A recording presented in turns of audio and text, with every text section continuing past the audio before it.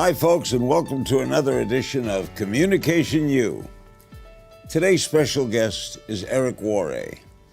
Eric is widely considered the world's leading network marketing trainer. He's built sales organizations totaling more than 500,000 distributors in 60 countries. His book, Go Pro: 7 Steps to Becoming a Network Professional, has sold more than 1.5 million copies. Eric, welcome to Communication U. Our class is now in session. It's my pleasure to be here, sir. What is network marketing? Network marketing, it is a distribution model for companies who have products that they want to sell and they don't want to go through traditional distribution. They set up a network of independent distributors who are going to take a good product and move it to the marketplace using word-of-mouth advertising. That's as simple as I can make it. How did you get into it? I got into it because, frankly, I had 18 jobs by the time I was 22 years old. I didn't have a lot of talent or education. I didn't go to college. I started a family and I needed cash flow, and a friend of mine that I respected, who was a millionaire, said, you should maybe check this out. I think I would have a way for us to make some extra money. And I started back in 1988 and began a career that continued to this day. How big is this industry? It's about almost $200 billion a year in revenue. All the companies included, $200 billion a year in revenue. The commissions paid out to the sales reps and the distributors that are helping those companies distribute their products. They get paid about $200 million a day worldwide. Okay. Some of these companies are like Amway, right? Yep. And I guess Avon calling. Sure. People consider that a pyramid. Yeah. Is it a pyramid? Because they say it's not the product, it's the distributor. Yeah, some people think it's too good to be true. And frankly, if I'm honest, that part of that reputation is earned. And I'll tell you why. The average rep out there just can't help themselves. They're so excited about the opportunity that they have. They embellish. They exaggerate like crazy. They go nuts. They say that it's easy when it's not easy. It's an entrepreneurial venture. Entrepreneurship is tough. They say it's going to be fast. They say the product sells itself. And if all those things were true, the companies wouldn't need the distributors. And then they exaggerate on the product too. They say the product cures this and it's magical that and it sells itself, all that nonsense. And because of that, it sets this crazy expectation in the average person's mind that sounds way too good to be true. And when they get involved, they try it, it doesn't live up to the expectation. They go, I guess this thing is just whatever. So they get carried away. They get carried away. But when if your job is to hire more distributors, aren't you more interested in the distributor than the soap? No, I mean, here's the thing. Ultimately, the only way anybody gets paid is to move product. They got to move product through that distribution system, right? Now, the second thing that helps is when you grow a network of people doing the same thing. You sell product, you make a high commission. You build a team of people selling the products, you make a lower commission, but on a larger group of people, okay? So the larger group of people does give you leverage, but nothing happens. Nobody gets paid for the act of recruiting a team. They only get paid when the product moves to a consumer. But if I have 1,000 distributors, I don't have to sell anything. Well, you need to lead by example if you want to lead those people, right? So you're going to need to sell something. Network marketing really is a lot of people doing a little bit. You know, people making a few extra dollars, and for those with big dreams and big ambitions to kind of amp it up. Why do companies choose to go that route? In other words, why didn't Amway just make products and put them in stores? I think it's so efficient.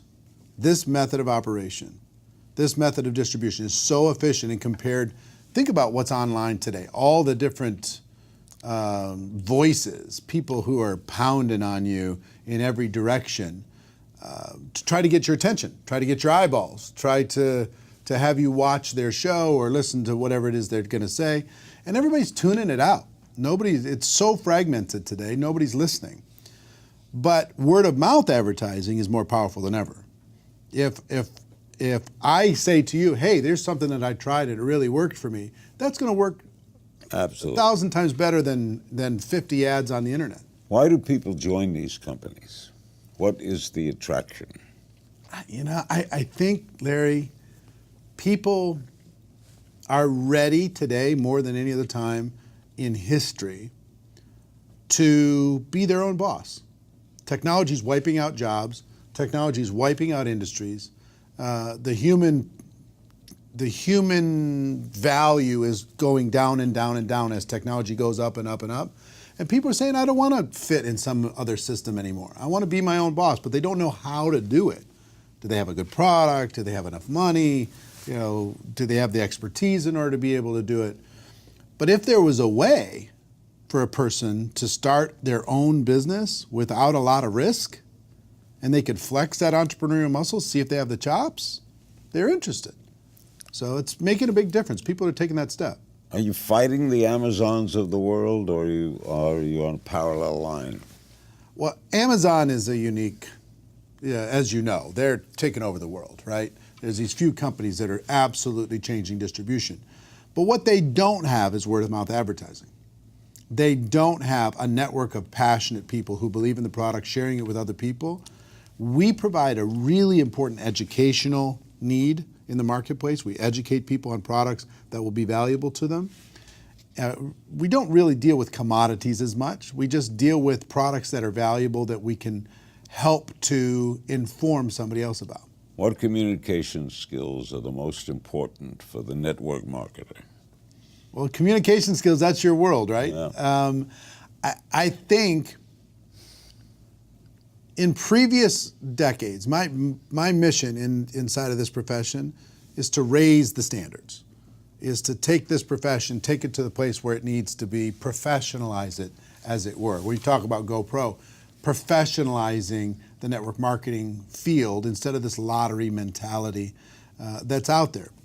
And part of that is, for decades, people were just trying to get somebody. I want to go get them. I'm going to go sign them up. They're like hunting people, and people felt hunted, right? But professionals today, they're more interested as an ultimate goal of education and understanding. They just want to educate people to the point that they understand what they have. And in order to educate them, you have to communicate with them. You've got to connect with a person. You have to build rapport, build a little bit of trust. And through that process, you now have an entry point to educate them. Here's my product. See if there's a fit. See if there's a need. If there is, fantastic. If there's not, wonderful. Can people learn these skills? I hope they can. Yeah, I mean, you've taught, how many millions of people have you taught communication skills? I mean, I learned from maybe your first course you ever did, 20 plus years ago. How to talk to anyone, anytime, anywhere. Yes, a Nightingale Conant course. I listened to it all the time. And one of the big keys I got out of it, I used it for build a social media business. I used it for my network marketing business. I used it in everything that I do. And I also had it reinforced by a book I read about Frank Capra. Frank Capra's autobiography. The name above the title was the book. But the number one commandment is thou shalt not be boring. Just don't be boring and you're good. And that you use that principle. And I think in communication, if you use that principle, you're going to be fine. Are you still developing your skills? You know what? I mean, I think today I'm just hitting the tip of the iceberg as far as potential. I got a good framework. I've been doing this for 30 years, but I'm world class in my little universe, but I'm still only operating at 10% of my potential. There's so much farther I can go. Don't you have it down? I do, but I will tell you, there's two things that I've realized specifically in the last 5 years that make me happy. One is growth. If I'm growing, I'm happy. And two is contribution. If I'm contributing to the lives of somebody else in a positive way, I'm happy. And I have to have both of those things in place. And what growth and improvement of my skills creates for me, beyond cash flow, beyond growing a business, is the ability to influence and contribute to somebody else's life because I upped my game. because I upped my abilities, my ability to communicate. You wrote this book, Go Pro, 7 Steps to Becoming a Network Marketing Professional. What do you mean by pro?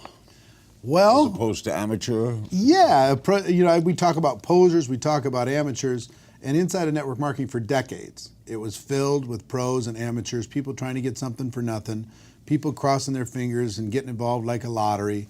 What I tell them is, look, if you're gonna do this, just decide to be a professional. Learn some skills, give it some time, it's worth it, but it's not gonna be easy. Set proper expectations and go out there and show the world that network marketing isn't perfect, but if you have an entrepreneurial bone in your body, it's better. It beats any other entrepreneurial venture for the average person. For most people, no question. For most people, is it a side job? Yeah, I think most people during the day start and there. I saw. Yeah, I mean that's one of its great benefits is people don't have to walk away from their job in order to be able to start this. Like a traditional business, they might have to walk away from their job You to do start this on Thursday nights and Saturdays. A lot of 5, 10, 15 hours a week. Do a lot of people start to make money right away? Some. It depends on the person. Here's one of the fallacies that everybody's going to win inside of network marketing. Everybody doesn't win. A good chunk of people get involved and don't do anything. And that's true. 90% of real estate agents never sell a single home. I know. Okay?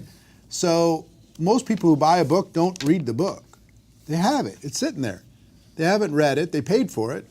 Same thing's true. People get involved in network marketing and they don't take the next step because the price of entry is so low. For like under $1,000, a person can start a business. You know what it takes to start a real business. Sure. When you get started, I guess most people call their uncle, Yeah, some do. mother-in-law, Sure. right? You sell your family first. Sure, right? sure. Isn't that logical? Yeah, some of them do. Look, here's the thing.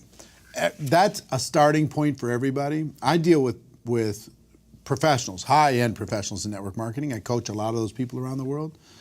Hundreds and hundreds of people that are my friends that earn over $1 million a year in network marketing commissions with 0 employees, 0 office, 0 infrastructure. Imagine that kind of cash flow, okay? Now, it didn't start there. It started with a little bit here and a little bit there, and they started to grow it, and they turned it into a profession, and they went serious with it. But the potential here is just enormous for a person who's hungry. I mean, and if I had to define one characteristic of a successful person in this profession, is hunger. You got to really want it. Where do you start? How do you decide who to recruit? All right, family outside. All right. Everybody can start with the family because there's trust there. Right. And I recommend a very specific approach, which is very low key to family and friends. Maybe ask them to support you, try the product out, see if they like it. No long-term commitment. Take the pressure off, take the business off. Help me. Yeah, just, support my business. It's like I was opening up a restaurant, but I don't need you. Most of the top earners that I know, like 5% of the people that they recruited into their business, they knew the day that they joined their network marketing business. The rest they met later. They met them on social media. They met them living their life. They met them at the restaurant. They met them at a cocktail party. So it's a skill set to kind of attract the world, educate everybody, and see if there's a fit. If there's this knock about network marketing is these people are so inappropriate. They're passing out business cards at funerals, you know what I mean? They're networking at the wedding, and it's just so annoying. Yeah. And everybody's just like, come on, I don't want to be associated with that nonsense. Do you have to love your product? I've seen people succeed without it, but it's such a disconnect because I don't think you can fool people long term. I mean, if you don't really have an emotional connection with your product, eventually people are going to sense that. And I think just building it as the product's an excuse to be able to make money is a problem. Eugene Lederman wrote a book years ago called The Sale Begins When the Customer Says No. Exactly. What do you do when someone says no? One of my key mentors, his name is Sam Georges, he taught me that all of business is conversation. And if a conversation is happening, your business is alive. If the conversation stops happening, your business is dead. So what I teach and what I've done is just keep the conversation going. They say no, we keep the conversation going. We just keep the conversation going. My job is just keep it going until they become fully educated, and their timing might not be right. They might say no, but their timing might not be right. And 6 months from now, if I stay in contact, like our friend Harvey McKay would say, find a creative way to stay in touch. If I stay in contact and their clock dial hits high noon and all of a sudden they're open, I'll be standing there ready. Harvey knows everybody's birthday. It's unbelievable. Yeah, I know. What can people in network marketing help other people in different forms of sales? Here's the basics. What can salespeople in other industries learn from the marketer? Yeah, in some, what we deal with is long-term relationship selling. Okay, it's not transactional. Like if somebody's going to sell somebody a used car, they're done with them. In network marketing, we involve somebody and we stay connected with them and we stay in contact with them. The conversation keeps going. And if more salespeople did that, they stay in communication with their customers or with their clients, they're going to have better success versus having it feel super transactional. You know, they only call them when they need them. Yeah. Long-term relationship building, growing of a network is today, it's one of the most valuable things in the world. I've noticed great car dealers do that. They keep in touch. Yeah, they just find a way. They send an update. They send a postcard. They say, how's the car going? Yeah, how's it? Yeah, exactly. But they're rare, right? Yeah. They're 1 out of 1,000. How has social media affected your industry? It's really, I will tell you, I was skeptical of it because for 10 years, I've been using social media to expand my reach for 10 years. You have a big online business. Yeah, since 2009. And in the early days, everybody who had a product or an opportunity, they were spamming the world. They were just posting obnoxious links and sending unrequested messages and friending people up and just being obnoxious. But in recent years, last 3 or 4 years, people have really cracked the code. They've learned how to be professional. They've learned how to use the platforms. And I will tell you, it's been a revolution because you can now reach your natural prospect audience at scale with a click of a button. You can find them anywhere in the world. You can, if you're interested in fitness, you can go find every fitness group in the world and go have a conversation with those people and see if your product might have a need for them or might have a solution for them. Or skincare, or essential oils, or travel, or you name it. It doesn't matter. They can find their audience, even if they're living in a tiny little town, they don't know anybody, and all their friends and family said, get away from me. I'm not interested. Do companies help their marketers? Yeah, big time. To show you how the product is sold, sure. How to display it? The biggest thing that they do, the companies take care of all the products, they take care of the compensation structure, government expansion, they take it around the world, they deal with customer service, they deal with compliance, they deal with all different kinds of things that the entrepreneur normally would have to do, legal, everything else. So all that support's there, plus they do events and they provide tools and they provide training, all different kinds of things. The distributor, all they've got to do is sell some product and build a team of other people who are selling some product, and then improve the productivity of that team based upon their leadership. If they're a decent leader, they can get their team to be more productive. And the leaders out there that are growing a network marketing business that can use that platform to create a productive team, companies will pay them unlimited dollars. What's the first thing you sold? First thing I sold, water filters. Water filter. In 1988, these little tiny water filters you put on your sink and you screw them into the faucet. You pull a little plug and it would come out clear water. Yeah. Now that company had to go through radical transformation. Today they're a nutrition company, but they're a huge company and they're expanding around the world. They continue to go today. You do a lot of public speaking. I do. I give advice on public speaking. I'll bet you do. It's the most common fear people have when they get to speak. I know. And to me, just make it a happening. In other words, if you're nervous, Tell them you're nervous. Yeah. They know you're nervous. Be authentic. Yeah. Be authentic. Why is it hard to be authentic? I don't know. I've found a way. Early on in my career, I was very nervous about speaking. I was very nervous about getting up in front of people. Somebody told me the person with the marker makes the money. The person up on stage, they make all the money in network marketing. So I'm like, okay, if that's the case, I got to get up there. I got to face my fear, got to figure it out. And what I learned is that preparation takes care of everything. If I'm prepared, I'm an introverted person by nature, okay? So if I'm prepared, I'm calm. You don't seem introverted. I know, but I'm a situational extrovert. I was introverted all morning until until I sat in this chair, and then I decided to be an extrovert. So a shy person can be a good networker. There's a lot of introverted people. How many introverted people do you know that are successful? Oh, I know quite a few. Ton, right? They're not some of these natural extroverts. I mean, you think they're an extrovert. Yeah. Ted They could Turner put it on. is introverted. Yeah. What do most newbies get wrong when they're trying to build a business? What's the biggest mistake people make? They set unrealistic expectations. They'll give it 3 years in a traditional business. But they don't have a boss in network. I understand. But they'll invest 65 grand on average in the United States to start a traditional business. They'll expect it's going to take 3 years to get payback in that traditional business. And in network marketing, if they're not getting results in 30 days, they're like suicidal.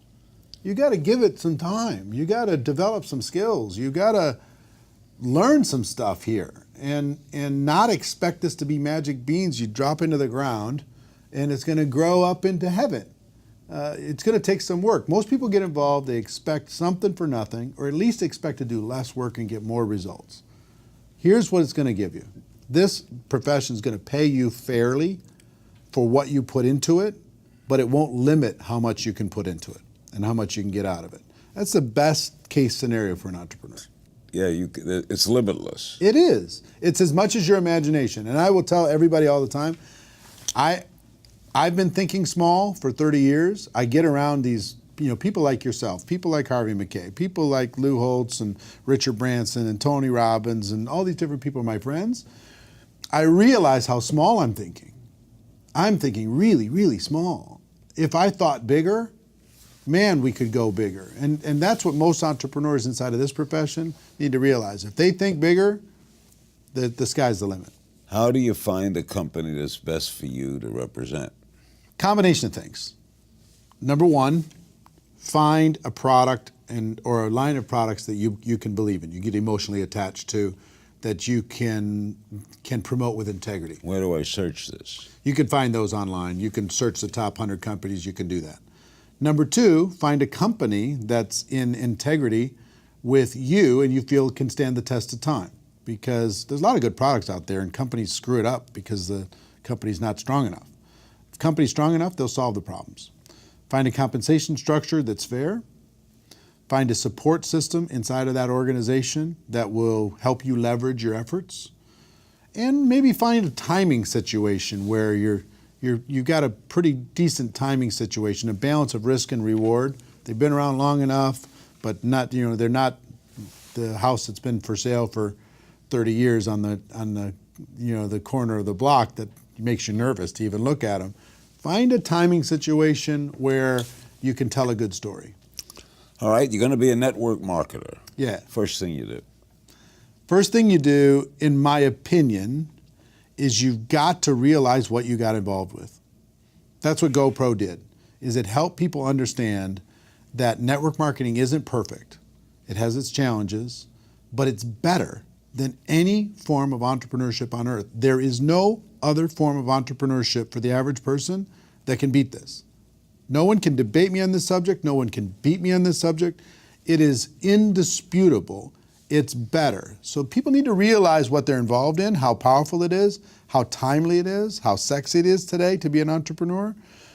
Then they need to develop some skills. They can't just cross your fingers and hope for the best. You got to develop some new skills inside of network marketing because skills build confidence. Confidence will have you take some more action. More action will give you some more results and you can start moving. Those would be the basic things I would say to an average person to give them the best possible chance to move forward. Just don't be one of these boorish amateurs that crosses their fingers, buys a network marketing glorified lottery ticket, goes and talks to 3 or 4 people, hoping that those people will sign up and do something. They don't have to do anything. If you were starting all over, would you do it the same way? Yeah. I mean, if I was starting over, here's what I would tell you. One is I would get my belief stronger faster. I would believe stronger faster, number one. Number two, I would think bigger. I would not have these small limiting beliefs at the beginning. If I can go back in time and give myself some advice, is to think bigger, kid. You're playing too small. I would move faster and I would be stronger. I'd put my shoulders back, I'd put my chest out, I'd put my chin up, and I would just say, come on, world, let's go. I did a piece of that, but not to the level. You know, I had success, but not to the level that I think I could if I did it again. Great guest. Thanks, man. The book